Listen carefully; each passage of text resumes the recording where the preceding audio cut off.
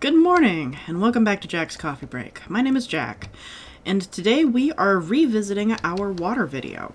So, however long ago it's been since then, I did a video talking about the basics of water mechanics and all the things that you can expect out of just your regular base game play. That was kind of the goal of that video. So we talked about all of the different customization options you have for your water, how the barriers are supposed to register it, and how mine are failing to do so, the tools that you have in order to control your water settings, and then we talked about some of the basic setup issues that you're going to run into whenever you build something like a paludarium or a semi-aquatic habitat or anything like that.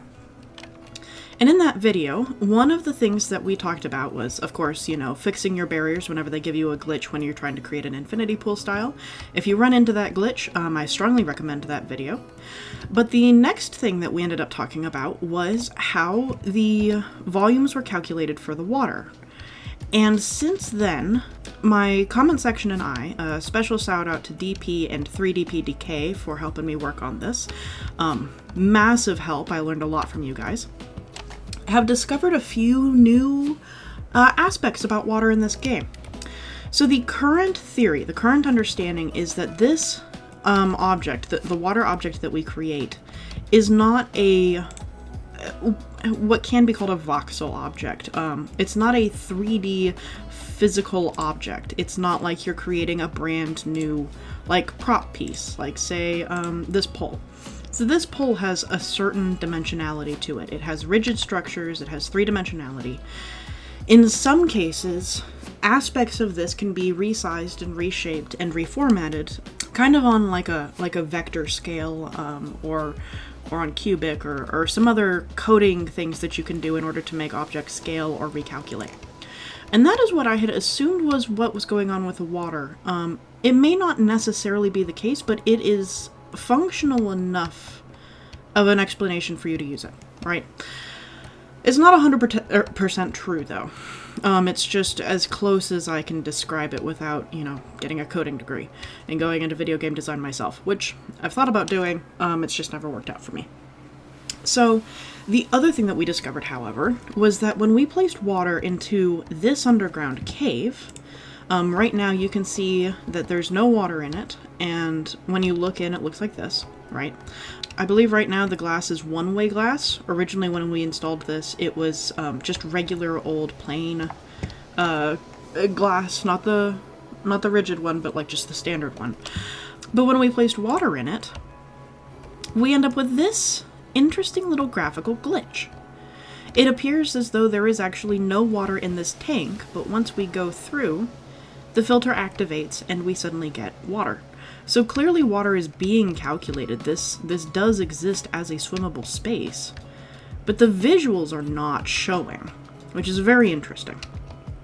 Now, what is eventually theorized, mostly by 3DPDK, they came up with this aspect of it, is that something about this texture must be wrapping down whenever you come into contact with a barrier. Now we do have this little glitch through here. It looks like the water volume is just a little bit different, like it's processing differently with a different texture. Now that I don't know. And again, I can't rip open the code in order to figure this out. But what it results in is this texture right here is stopping when it hits the terrain. And it's not continuing to the sides of the volume, which is very interesting. So you end up with weird graphical glitches like this. But this goes even further than I thought. So if I go ahead and let's go ahead and remove the water out of here just to show you guys.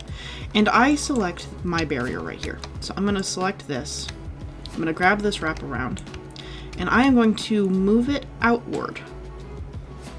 All right, I'm going to move it right there. And now if I go and place my water again, well, now it's telling me it's obstructed, which is interesting. I can do right here. Of course, this fits with our 3 meter, or our 1 meter. So you now have a volume through here, but otherwise it's obstructed, which I find interesting. Let's move this out just a little bit, as opposed to a whole lot. Just something like that. So there's just a little bit outside, right? Let's try it again. And now you can see that we've placed the water volume like normal. Here it is. I'll do it again. There it is. We can even go higher. But when we look into this crack, this little crevice through here, no water is showing. And no water is showing on the sides either. But again, when we go in, there's clearly water. So this is interesting. This allows us to do some stuff that we wouldn't normally get to do with the game, right? I know for me, one of the most frustrating parts about creating an aquatic habitat is that when you look into the habitat, it looks like this. It looks like a big old wall.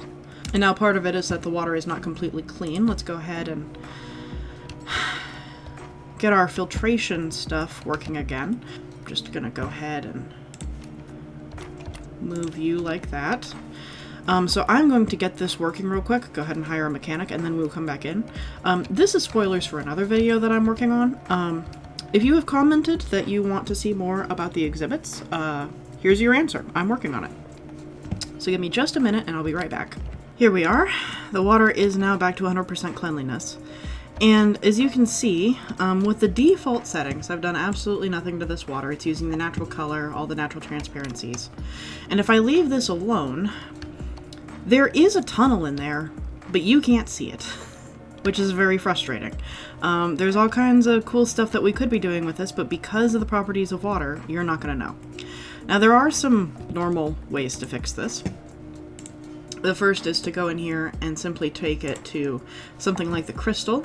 This turns the transparency up, and we can actually make it even more transparent at a 2. And this allows us to actually see into the habitat really well, so that way you can see what's going on here. But this, of course, affects everything. So you can see into the crystal clear, almost perfect water, no matter where you're looking. And if you like that, then that's fine. What this weird little glitch allows us to do, however, is that we can take regular water and let's turn it to dirty water, right? No transparency, no bubbles. It's just a brick mass and it looks ugly. And yet even when we look through here, you can see everything because water's technically not reading that it's against the barrier. So now we have to test this with animals. So I'm gonna go ahead and grab some seals, and then I will be right back in. And then after that, I wanna play with this design a little bit and see how we can use it for decorating. Okay, we are back. All of my exhibit animals are absolutely having a panic attack, but the only ones we care about right now are these gray seals. So you can see that my most favoritively named one, Sirius over here, has already found our little diving pool. Now, I have no idea whether or not he's going to take full use of it, but I know that one of the things that I can do to encourage him is to add some enrichment. So let's see if we can lure him into the depths, shall we? Oh, what would be good? What stays on the bottom? This little anchored buoy will probably do really well. As this is his only enrichment, he's more likely than not to go to it. Of course, his herd mates over here are doing their best wobble. So we will now have to wait and see.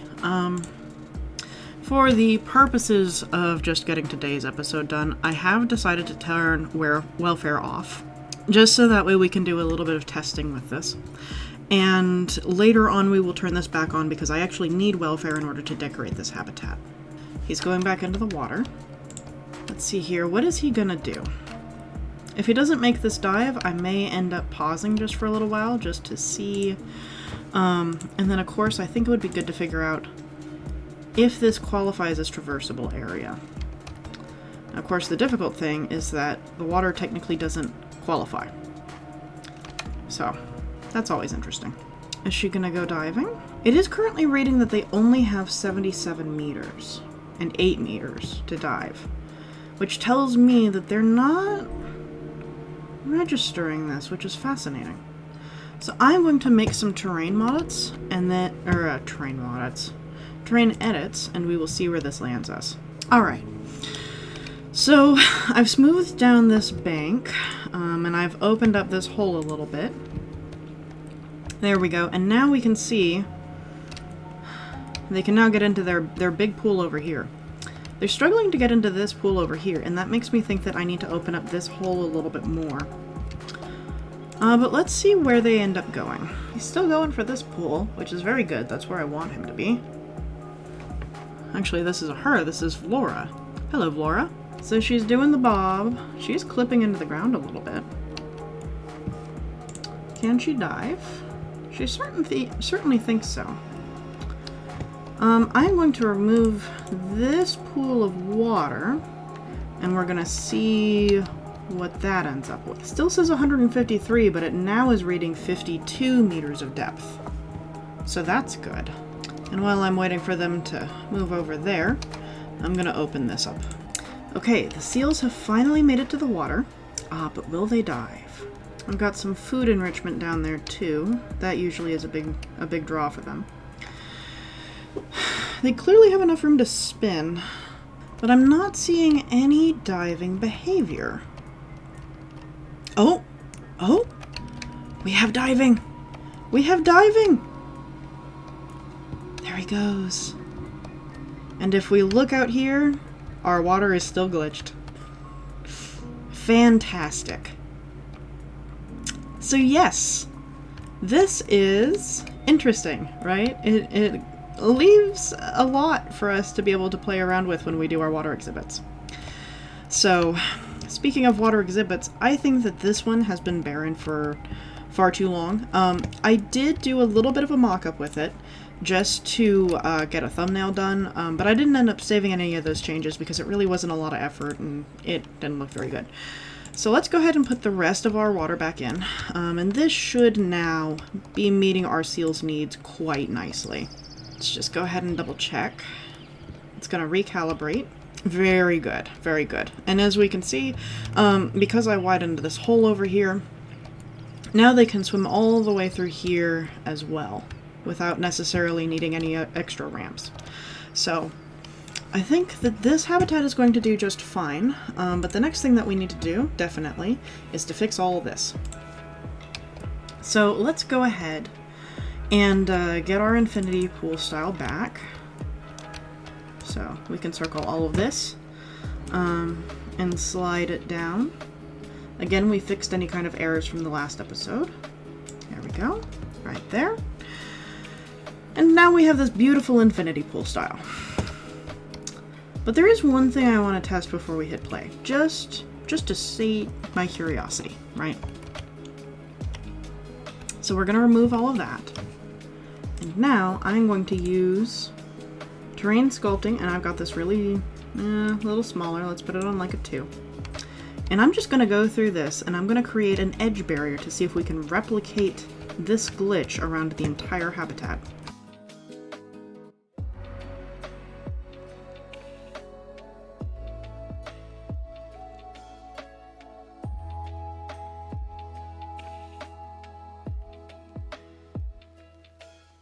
And it looks like, yes, you can.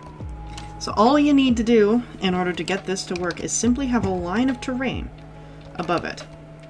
Now I do have to say, this was not an original idea of mine. There is somebody who I need to shout out who I wouldn't have known even existed, again, if it weren't for my fantastic comment section. So real quick, here we are. So this is Few Candy, a content creator who I had literally never heard of until today when they were highlighted to me. This individual here has been doing a Planet Zoo series as well, and it's actually really fun. On my personal channel, not this one, I'm actually going to be subscribing to them. This video right here, for me, it's their most recent one. Everything you need to know about water-based habitats, Planet Zoo Beginner's Guide. This is actually one of the habitats where they ended up using this technique. And it's one of the things that helped us figure out what was going on here.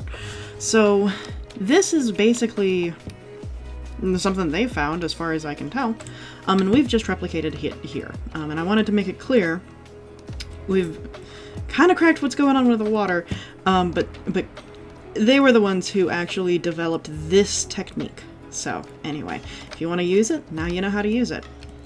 So of course, with our beautiful clear barriers where we can actually see what's going on in the habitat, I think it's time to decorate.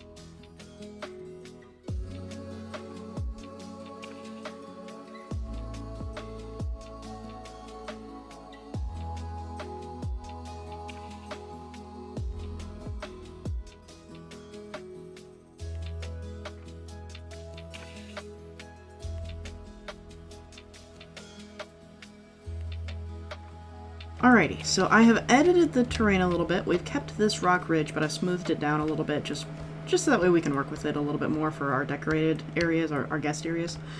And then, of course, I did a little bit more editing of the terrain down through here, which we can now actually better see over here. So, aquatic landscapes, yeah? This is one of those weird situations where there's actually different aquatic biomes. Now, I'm not a marine biologist, and the ocean terrifies me. So, I am not like a biology expert when it comes to this realm. So unfortunately, most of my knowledge is going to be based off of Planet Zoo 2. And from what I understand, there are tropical seas, there's benthic seas, I know there's deep sea, and they all have different terrain features. And I think what most of us expect is something like a coral reef, or some kind of shelf, or something like that. So I want to decorate with that in mind. Now, when it comes to decorating for aquatic creatures, we do have some benefits going on here. And this is one of the reasons why I wanted to do a series of aquatic videos, is because the aquatic critters have some interesting things going on with them. So first off, when it comes to your terrain distributions, we have somehow, and I don't know how, 107% rock. Yes, you heard me right.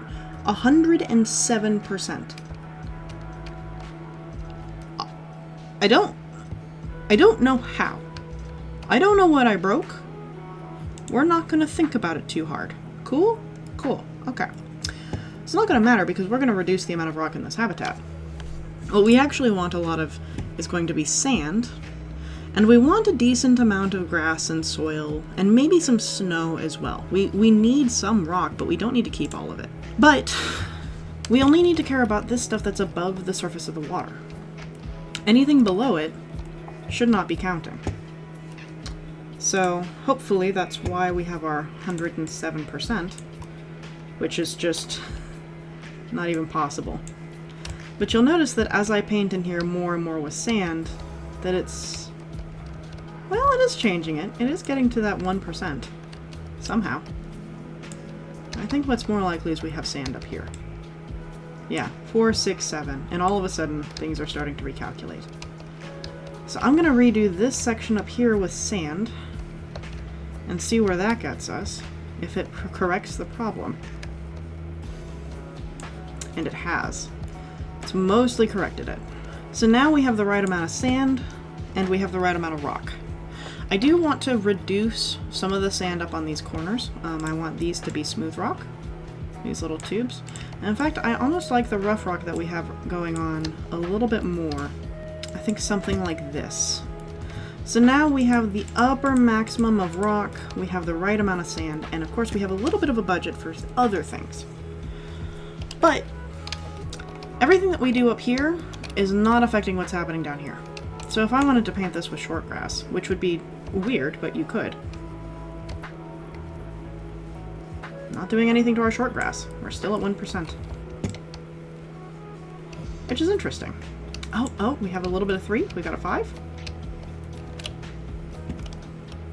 So there are some areas where it's affecting, which is interesting. But for the most part, where it's actually like working for the rock down here, it might be affecting this little area through here if we have some pockets. So, yeah. For the most part, you can do whatever you want inside the bubble, inside the water, and it's not going to make a difference. So we can have as much rock down here as we want. It appears that it is this roof right here. So let's turn this to sand. Yes, so the roof of this arch is calculating as terrain, but everything else is not. Very interesting, very interesting. All right. So that's all fun and games. But what are we going to do as far as actual decoration? Well, first off, I want this edge right through here to be a little bit nicer. Don't get me wrong, the terrain is fine, but rocks are just objectively better. So, we're going to go ahead and frame this whole thing out, and then we will come back, and I want to show you some rock techniques that I've seen other people use, that I have used myself, that I think we can use to create some nice shelves and stuff like that through here before we start dealing with aquatic vegetation. Okay, the rock work is done. Yeah, looks alright. So most of this is done with the faux rock, which is part of the aquatic pack. I do have hopes of someday doing like a full DLC review, probably when all the DLC releases are done. But the aquatic pack, if you want faux rocks, this is absolutely, like, worth it. However, we've gotten all the outsides done. For these back ones, I've decided to just leave them plain and leave them with the standard rails. And then these I fully decorated, because this is going to be like the main viewing area. So the next thing, of course, that we need to address is actually working on decorating in here. So gray seals have some specific requirements for things like foliage and their environment and things like that. Not aardvarks, goodness. There we go. So they are found in two specific locations, over here off the coast of North America and then off the coast of Northern Europe. Mainly up here in the North Sea is where I'm going to be focusing, just because that was the easiest place for me to pull pictures. So we know that the oceans are going to be cold, and there's a few fish that I know live out here, and a few other animals, like there's whales and I don't know if there's orcas, but there might be. Obviously there's the gray seal. They might have some species of otter. And then tons of fish, like red herring, or not red herring, but really just herring, period, comes out of the North Sea like crazy. So there are definitely a few fish to watch out for, herring and salmon and all those. And of course, we don't have fish in Planet Zoo. We barely even have fish props. We mostly get them off the workshop. So that's not really an option unless you count, like, you know, the dead fish that they modeled for the food. It's a shame that we have these models, but we don't have them swimming around, you know? Like, anything at all. Now the other option, of course, is to mod, which I don't want to. I'm not going to. As far as the, like, watercolor goes, if we're going to adapt it, this is actually pretty close. So real quick, we are going to pop over to the Google search, and I'm going to show you what I'm talking about. So, welcome to the Google search. So I just Googled North Sea underwater and hoped for the best. But you're going to notice something as we go through the pictures. So the blue that we have, like I said, is pretty close. There's no good way to get these kind of colors and textures and things like that, just because, you know, the water in this game is not quite that sophisticated. But you'll notice something. So there's tons of kelp through here, tons of sea anemones, and I just want to mention, if you have thalassophobia, I'm so sorry. I do too, and this has been. So if you need to look away, that's fine. This is another shot. Again, lots and lots of kelp. We've got these little anemones that look kind of like rocks. We've got this insane structure, which I am curious to know more about. It must be man-made. It must be some kind of structure to help the coral reefs down here. This thing I'm hoping is not real. And here's another of kelp. So basically what we have is a lot of kelp, a lot of forest moss looking stuff, and a lot of sea anemones.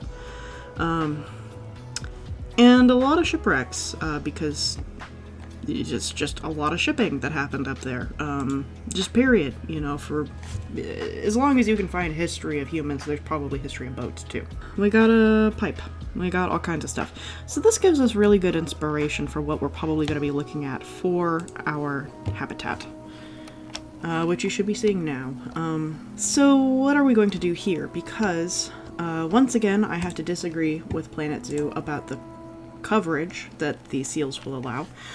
Because this should be at 100%. Much like the elephants, they should be at 100%, not 15. Their environments are completely covered in what the game is considering foliage. This is ridiculous. They don't live in a desert. Unfortunately, while the texture that we paint the ground with underwater doesn't matter, the amount of plants that we put underwater absolutely does.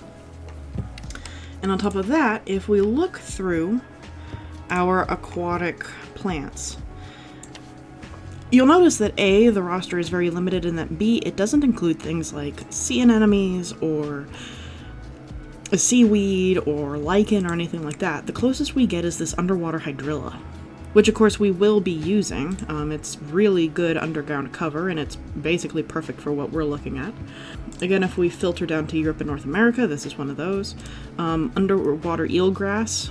We'll probably use a little bit of this, just sparsely for decorating. Although I do have to say, it makes a really good just general grass. I've done that before too. And that is the end of the list. So considering that these are going to be our two main plants and that they have such a low coverage, that leaves us with a problem. Just how on earth are we going to get coral and anemones if we don't have coral and anemones? So the obvious answer is to do rocks, right? It's just what we're going to have to do.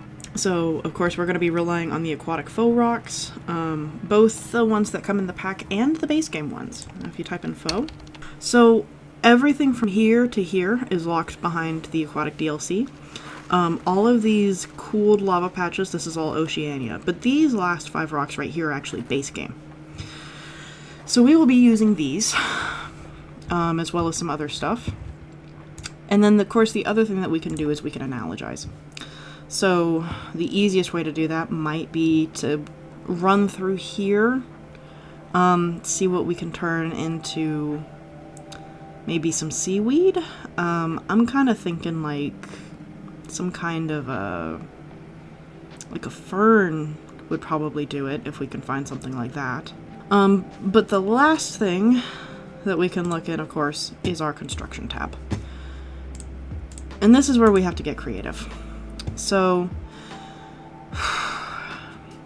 that's basically what we're going to be looking at. So I am going to go ahead and start recording making some of these things, just so that way you can see my process and how I've done it.